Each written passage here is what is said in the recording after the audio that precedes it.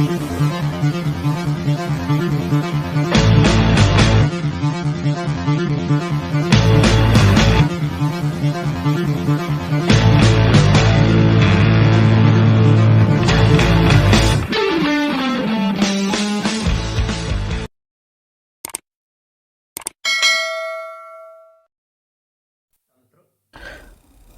मित्रों,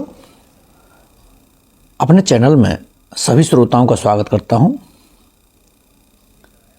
आज की प्रस्तुति में लेकर आया हूं कहानी सम्राट मुंशी प्रेमचंद के उपन्यास वरदान की धारावाहिक प्रस्तुति की अगली कड़ी।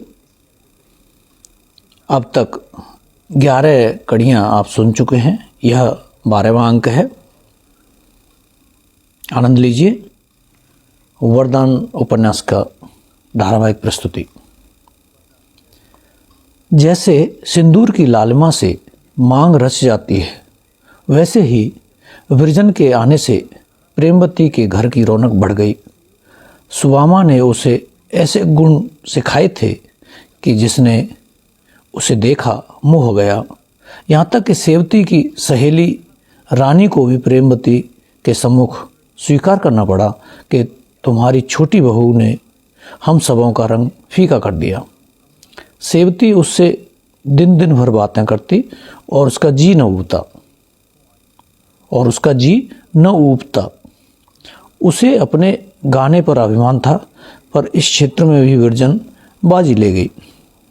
अब कमलाचरण के मित्रों ने आग्रह करना शुरू किया कि भाई, नई दुल्हन घर में लाए हो, कुछ मित्रों की भी फिक्र करो।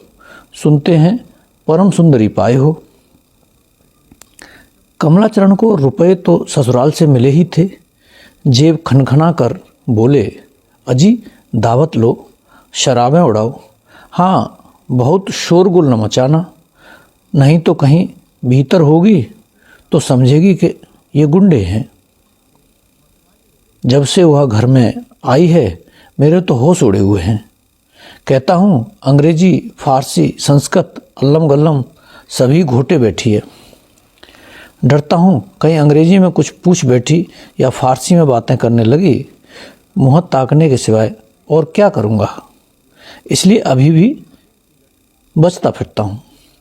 यूँ तो कमलाचरण के मित्रों की संख्या अपरिमित थी। नगर के जितने कबूतरबाज, कनखोएबाज गुंडे थे, उन सब उनके मित्र थे। परंतु सच्चे मित्रों में केवल 5 महाशय थे और सभी के सभी फाकेमस्त छिछोरे थे।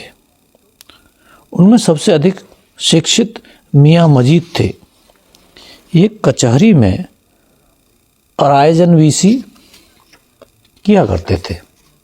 जो कुछ मिलता वह सब शराब की भेंट करते। दूसरा नंबर हसीब खां का था।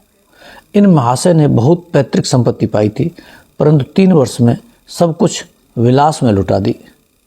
अब यह ढंग था कि साय को सज धज कर गलियों में धूल फांकते फिरते थे।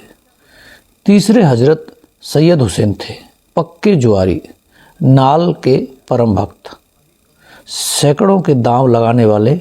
स्त्री के गहनों पर हाथ मांजना तो नित्य का इनका काम था। शेष 2 महाशय राम सेवक लाल और चंदूलाल कचहरी में नौकर थे। वेतन कम पर ऊपरी आमदनी बहुत थी। आधी सुरापान की भेंट करते, आधी भोग विलास में उड़ाते। घर में लोग भूखे मरें या भिक्षा मांगें, इन्हें केवल अपने सुख से काम था। सलाह तो हो चुकी थी। 8 बजे तक डिप्टी साहब लेटे तो ये 5 जने एकत्र हुए और शराब के दौर चलने लगे। 5 पीने के अभ्यस्त थे। जब नशे का रंग जमा, बहक बहक कर बातें करने लगे। मजीद, क्यों भाई कमलाचरण, सच कहना, स्त्री को देखकर जी खुश हो गया कि नहीं? कमला, अब आप बहकने लगे, क्यों? राम सेवक, बतला क्यों नहीं देते? इसमें झेमने की कौन सी बात है? कमला, बतला क्या अपना सिर दूं? कभी सामने जाने का संयोग भी तो हुआ नहीं। कल किवाड़ की दरार से एक बार देख लिया था, अभी तक चित्र आंखों पर फिर रहा है। चंदूलाल, मित्र तुम बड़े भाग्यवान हो। कमला, ऐसा व्याकुल हुआ कि गिरते गिरते बचा, बस परी समझ लो।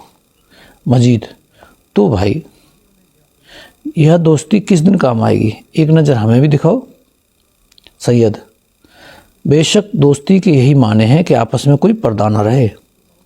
चंदूलाल, दोस्ती में क्या पर्दा, अंग्रेज़ों को देखो, बीवी डोली से उतरी नहीं कि यार दोस्त हाथ मिलाने लगे। राम सेवक, मुझे तो बिना देखे चैन ना आएगा।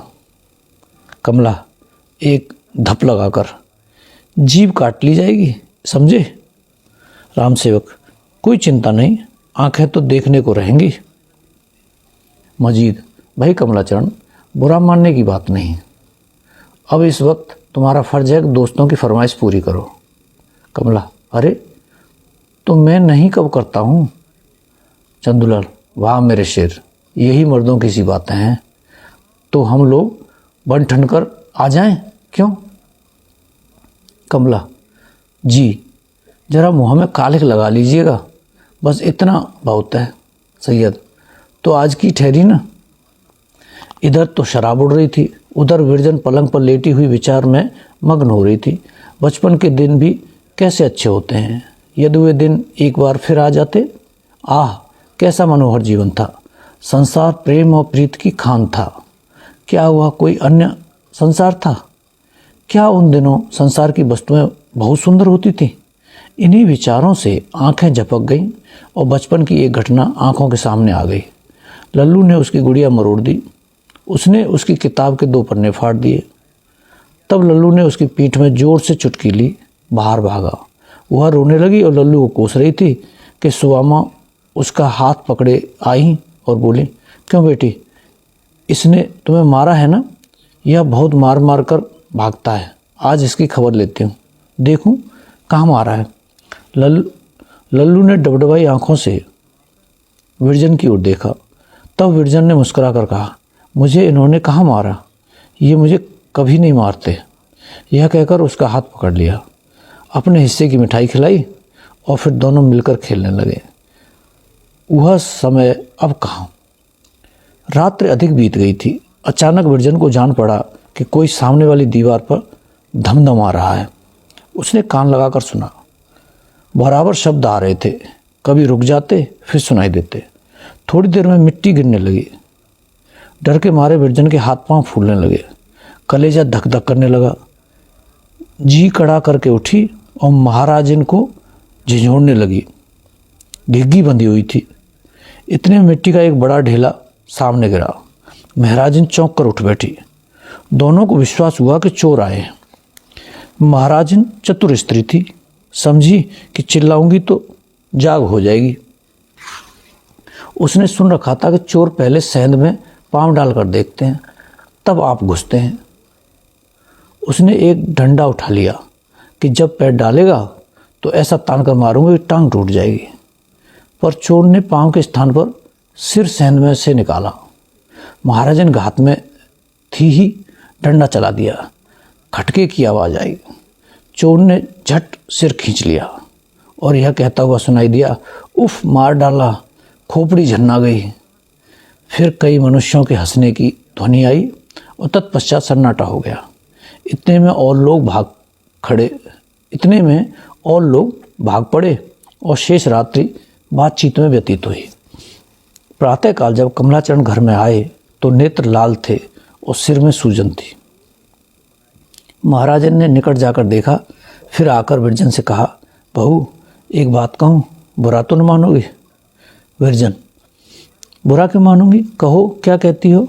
महाराजन, रात को सेंध पड़ी थी, वह चोरों ने नहीं लगाई थी। विरजन, फिर कौन था। महाराजन, घर के ही भेदी थे, बाहर ही कोई न था। विरजन, क्या किसी कहार की शरारत थी। नहीं, कहारों में कोई ऐसा नहीं है। विरजन, फिर कौन था, स्पष्ट क्यों नहीं कहती। महाराजन, मेरी जान में तो छोटे बाबू थे। मैंने जो लकड़ी मारी थी वह उनके सिर में लगी, सिर फूला हुआ है। इतना सुनते ही विरजन की भ्रुकुटी चढ़ गई, मुखमंडल अरुण हो गया। क्रुद्ध होकर बोली, महाराजन होश संभाल कर बातें करो। तुम्हें यह कहते हुए लाज नहीं आती। तुम्हें मेरे सम्मुख ऐसी बातें कहने का साहस कैसे हुआ। साक्षात मेरे ऊपर कलंक का टीका लगा रही हो। तुम्हारे बुढ़ापे पर दया आती है, नहीं तो तुम्हें यहाँ से खड़े खड़े निकलवा देती। तब तुम्हें विदित होता कि जीव को वश में न रखने का फल क्या होता है। यहाँ से उठ जाओ, मुझे तुम्हारा मुंह देखकर ज्वर सा चढ़ रहा है। तुम्हें इतना न समझ पड़ा कि मैं कैसा वाक्य मुंह से निकाल रही हूँ। उन्हें ईश्वर ने क्या नहीं दिया है? सारा घर उनका है, मेरा जो कुछ है उनका है, मैं स्वयं उनकी चेरी हूँ। उनके संबंध में तुम ऐसी बात कह बैठी। परंतु जिस बात पर विरजन इतना क्रुद्ध हुई, उसी बात पर घर के और लोगों को विश्वास हो गया। डिप्टी साहब के कान में भी बात पहुंची। वे कमलाचरण को उससे अधिक दुष्ट प्रकृति समझते थे जितना वह था। भय हुआ कि कहीं यह महाशय बहू के गहनों पर हाथ बढ़ाएं। अच्छा हो कि इन्हें छात्रालय में भेज दूं। कमलाचरण ने यह उपाय सुना तो बहुत छटपटाया, पर कुछ सोचकर छात्रालय चला गया। विरजन के आगमन से पूर्व कई बार यह सलाह हुई थी, पर कमला के हठ के आगे एक भी न चलती थी। यह स्त्री की दृष्टि में गिर जाने का भय था, जो अब की बार उसे छात्रावास ले गया। मित्रों, अभी आपने सुनी मुंशी प्रेमचंद के उपन्यास वरदान की 12वीं कड़ी। हमसे जुड़े रहने के लिए हमारा चैनल अवश्य सब्सक्राइब कर लें। धन्यवाद।